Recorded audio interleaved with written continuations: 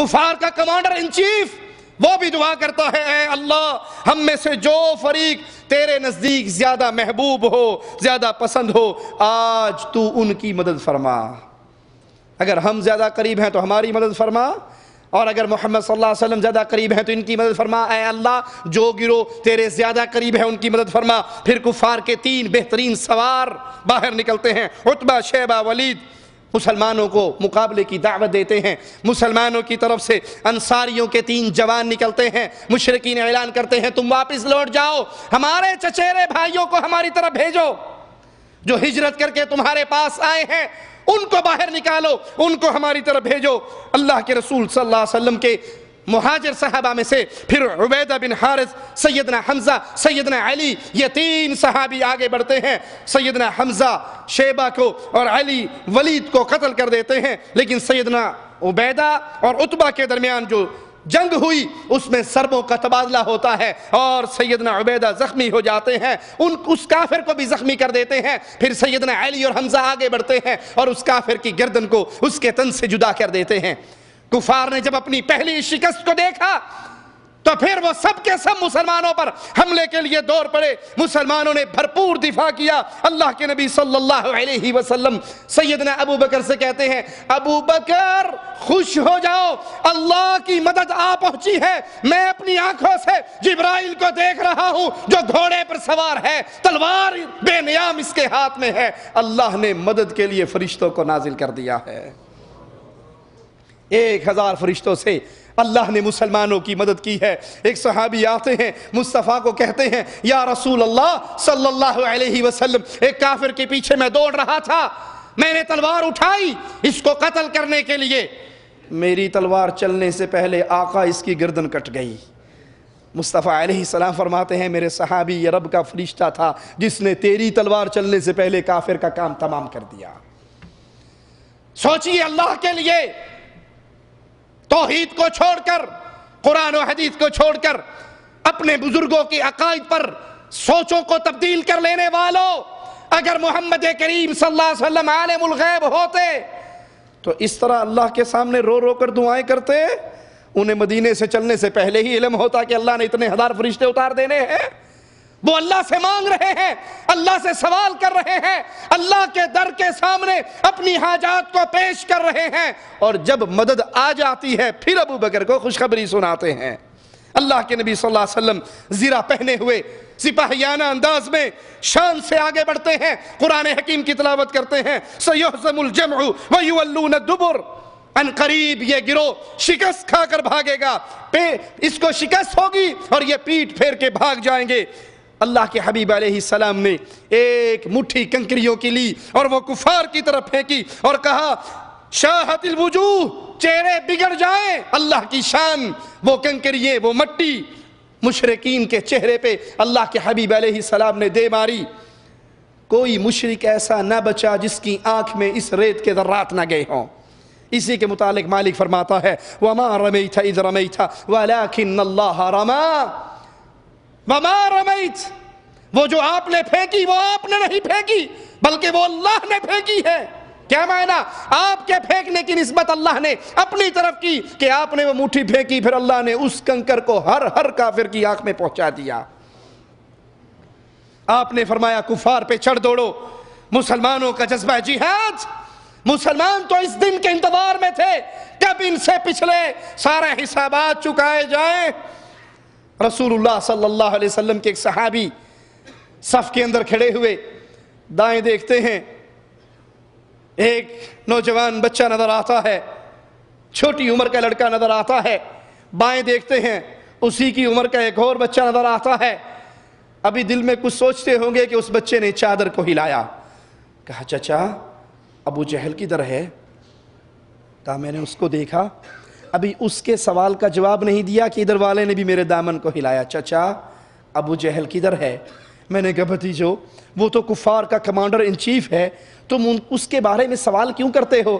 کہتے ہیں چچا ہم نے سنا ہے وہ ہمارے آقا کو گالیاں دیتا ہے. ہم نے سنا ہے وہ ہمارے آقا کو گالیاں دیتا ہے. چچا آج ماں نے جب تیار کر کے گھر سے نکالا تھا ہمیں یہ کہہ کر یہ سبق پڑھا کر بھیجا تھا، بیٹو یا دھرتی پہ تم زندہ رہنا یا محمد کے دشمن کو زندہ چھوڑنا۔ چچا آج بدلہ لینے کا وقت ہے، یا وہ رہے گا یا ہم رہیں گے۔ سیدنا عبد الرحمن کہتے ہیں کافروں کی فوج جب چھٹی، صفیں ٹوٹی، مجھے ان صفوں میں چلتا ہوا ابو جہل نظر آیا۔ میں نے کہا بیٹو وہ رہی تمہاری مراد۔ کہا وہ بچے ایسے لپکے جیسے تیر کمان سے نکلتا ہے اور جا کر اللہ کے دشمن اور اس کافر پہ ٹوٹ پڑے، اس کو لہو لہان کر کے زمین پہ گرا دیا۔ اپنی تلواروں کو لے کر رسول اللہ صلی اللہ علیہ وسلم کی طرف دوڑے، کہا اللہ کے نبی میں نے ابو جہل کو قتل کیا ہے۔ دوسرا کہتا ہے اللہ کے نبی میں نے ابو جہل کو قتل کیا ہے۔ محمد کریم صلی اللہ علیہ وسلم نے فرمایا تم دونوں نے اس امت کے فرعون ابو جہل کو قتل کیا ہے۔ یہ ابھی زخمی ہے۔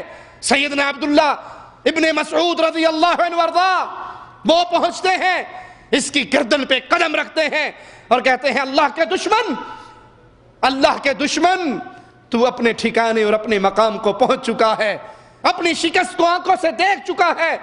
کہنے لگا کاش مجھے کوئی چرواہا نہ مارتا، مجھے کوئی سردار مارتا۔ اس کو کاٹتے ہیں، اس کی گردن کو لا کر رسول اللہ صلی اللہ علیہ وسلم کو دکھاتے ہیں کہ اللہ کے حبیب علیہ السلام اس کافر کو، اس فرعون کو، اس دشمن کو میں نے قتل کر دیا ہے۔ مارکا ختم ہوا۔ رسول اللہ صلی اللہ علیہ وسلم اس کافر کی قتل پر، اس فرعون کے قتل پر، مسلمانوں کی فتح پر آواز لگاتے ہیں اللہ اکبر والحمدللہ صدق وعدہ ونصر عبدہ وہزم الاحزاب وحدہ۔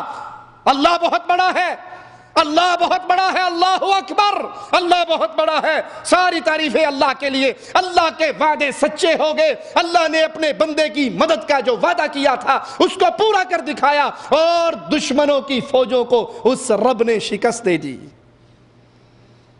یہ بدر کا دن، یہ فرقان کا دن ہے، یہ بدلے کا دن ہے۔ مسلمان صحابہ اپنے رشتہ داروں سے ٹکرا گئے۔ سیدنا ابو بکر بیٹا کہتا ہے بابا 3 مرتبہ تلوار اٹھی تھی، تینوں مرتبہ آپ کے چہرے پہ نظر پڑی تھی، بابا باپ کی محبت یاد آئی، تلوار چلانے سے میرا ہاتھ رک گیا۔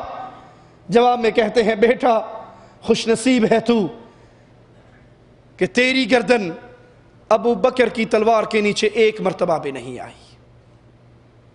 تیری تلوار کے نیچے تو باپ کی گردن 3 مرتبہ آئی۔ تو نے باپ سمجھا، باپ کی محبت جاگی، تو نے چھوڑ دیا۔ لیکن بیٹا یاد کر لے، اگر تیری گردن ابو بکر کی تلوار کے نیچے 1 مرتبہ آتی، بیٹا نہ سمجھتا، محمد کا دشمن سمجھ کے کاٹ ڈالتا۔ یہ یوم الفرقان، یہ بدلے کا دن، یہ فیصلے کا دن، یہ اعلان کرنے کا دن کہ جو محمد کا دشمن ہے وہ باپ ہو، بیٹا ہو، چچا ہو، عزیز ہو، رشتہ دار ہو، جو محمد کا نہیں ہے وہ مسلمان کا نہیں ہے، اور جو محمد کا بن جاتا ہے وہ غیر ہی کیوں نہ ہو وہ اپنا بن جاتا ہے۔ ایک مسلمان سگا بھائی ابھی تک اسلام قبول نہیں کر سکا، گرفتار ہو گیا، اس کو رسیوں سے باندھا جا رہا ہے۔ اس کا سگا بھائی جو مومن ہے پاس سے گزرتا ہے اور باندھنے والے سے کہتا ہے اللہ کے دشمن کو ذرا سختی سے باندھو، اس کی ماں کے پاس بڑا مال ہے، چھڑانے کے لیے آئے گی تو مسلمانوں کو کچھ دے کے جائے گی۔ وہ تڑپ اٹھا جس کی دل میں ابھی تک لا الہ الا اللہ کا چراغ نہیں جلا تھا۔ وہ کہنے لگا ماں جائے، کیا تو اور میں ایک ماں کے پیٹ سے پیدا نہیں ہوئے؟ کیا ایک ماں کی چھاتی سے ہم نے دودھ نہیں پیا؟ مجھے کہتا ہے دشمن، اور جو مجھے باندھ رہا ہے اسے کہتا ہے بھائی۔ میں تیرا بھائی ہوں، میں تیری ماں جایا ہوں، میں تیری ماں کی چھاتی سے دودھ پینے والا، بچپن میں تیرے ساتھ کھیلنے والا، ایک گھر، ایک آنگن، ایک چارپائی پہ رہنے والے میں بھائی ہوں۔ کہا تو نے لا الہ الا اللہ نہیں پڑھا ہے، تیرے اور میرا بھائی چارہ ٹوٹ چکا ہے، اس نے لا الہ الا اللہ پڑھ لیا ہے، اب تو بھائی نہیں ہے، یہ بھائی ہے،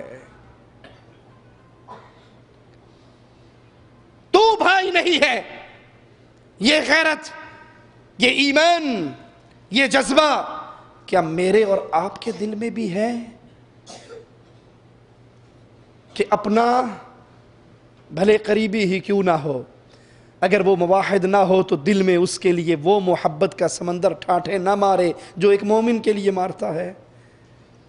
ہم تو کہتے ہیں جی بات تو ٹھیک ہے، لیکن دیکھو نا، سوسر صاحب فوت ہوئے ہیں، تھے تو پکے قبر پرست، امام پرست، گھوڑا پرست، پیر پرست، سب کچھ تھے مانتا ہوں، لیکن جنازہ نہ پڑھا تو کیا ہوگا؟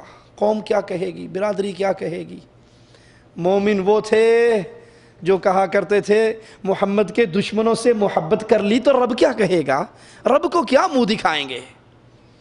اپنی بیٹیوں کا رشتہ بھتیجا سمجھ کر مشرک کو دینے والوں، بھانجا سمجھ کر مشرک کو دینے والوں، کیا تمہارا بھی اصحاب بدر سے کوئی رشتہ ہے جن کی اس جنگ سے اللہ کتنا خوش ہوا کہ جھانک کر اہل بدر والوں سے کہا جو چاہے کر گزرو، اللہ نے تم سب کو جنتی قرار دے دیا ہے۔ حاتب بن ابی بلتہ رضی اللہ عنہ وارضاہ سے جب غلطی ہوئی، اللہ کے نبی کا راز لیک آؤٹ کیا، خط لکھا کفار کی طرف، خط لے جانے والی پکڑی گئی، اسے لایا گیا، سیدنا حاتب کو بلایا گیا اور پوچھا گیا کہ خط تو نے لکھا ہے؟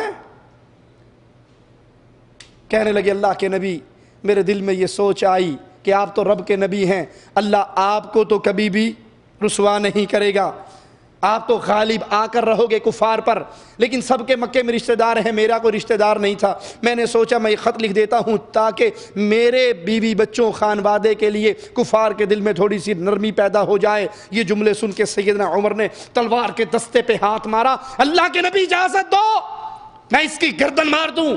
آپ نے کہا عمر تو نہیں جانتا یہ بدری ہے، اور اللہ نے بدر والوں سے کہا ہے جو چاہے کرو، اللہ نے تمہارے سب معاف کر دی اور تمہیں جنت عطا کر دی۔ یہ اہل بدر، یہ مارکا ایمان اور کفر کے درمیان مارکا تھا، یہ اہل ایمان کا اہل کفر سے مارکا، اس کی بنیاد لا الہ الا اللہ تھی۔ انسان اپنے چچا سے، باپ اپنے بیٹے سے، بھائی اپنے بھائی سے، عزیز اپنے قریبی رشتہ داروں سے لڑ اٹھا، بھیڑ اٹھا لا الہ الا اللہ کی محبت کی بنیاد پہ۔ یہ مجھے اور آپ کو درس دیتا ہے، یہ مجھے اور آپ کو سبق دیتا ہے۔ دوستی اور محبت کی بنیاد نہ وطن ہوا کرتی ہے، نہ قوم ہوا کرتی ہے، نہ زبان ہوا کرتی ہے، نہ خون کے رشتے ہوا کرتے ہیں۔ محبت کی ایک ہی بنیاد ہوتی ہے، یہ مواحد ہے تو میرا بھائی ہے، اگر یہ مشرک ہے سگا بھائی بھی ہو تو یہ بھائی نہیں ہے۔ حضرت عمر نے اپنے ماموں عاص بن ہشام کو قتل کیا، ابو بکر نے اپنے بیٹے کا مقابلہ کیا، مسلمانوں نے نبی کے چچا عباس کو قید کیا، یوں قرابت کے تعلقات کٹ گئے، قیدی آ گئے۔ اللہ کے نبی صلی اللہ علیہ وسلم نے صحابہ سے رائے مانگی کیا کرنا چاہیے۔ کثیر صحابہ نے اور سیدنا ابو بکر نے رائے دی کہ ان سے جزیہ لے کے ان کو چھوڑ دینا چاہیے، جزیہ لینے سے مسلمانوں کی نئی سٹیٹ ہے، نئی ریاست ہے، بیت المال مضبوط ہوگا۔ سیدنا عمر نے کہا اللہ کے نبی نہیں، جزیہ لے کر ان کو چھوڑنا نہیں چاہیے، بلکہ میرے رشتہ دار میرے حوالے کر دو، ابو بکر کے ابو بکر کو دے دو، عثمان کے عثمان کو دے دو۔ آج ہم اپنے رشتہ داروں کی گردنیں کاٹ کے اعلان کر دیں جو محمد کا ہے وہ ہمارا ہے، جو محمد کا نہیں ہے وہ ہمارا نہیں ہے، صلی اللہ علیہ وسلم۔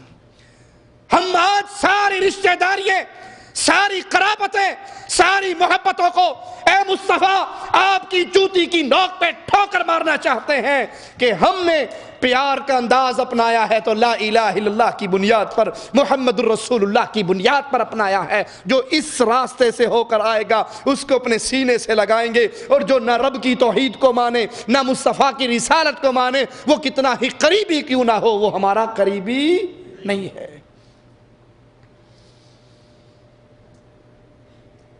سیدنا عمر کا نام لینے والوں اور پھر عمر کے ایمان کا انکار کرنے والوں کے ہاتھوں میں ہاتھ ڈالنے والوں، صحابہ کرام کا نام لینے والوں، سیدہ عائشہ پر تہمت لگانے والے، ان کی عزت پہ انگلی اٹھانے والے،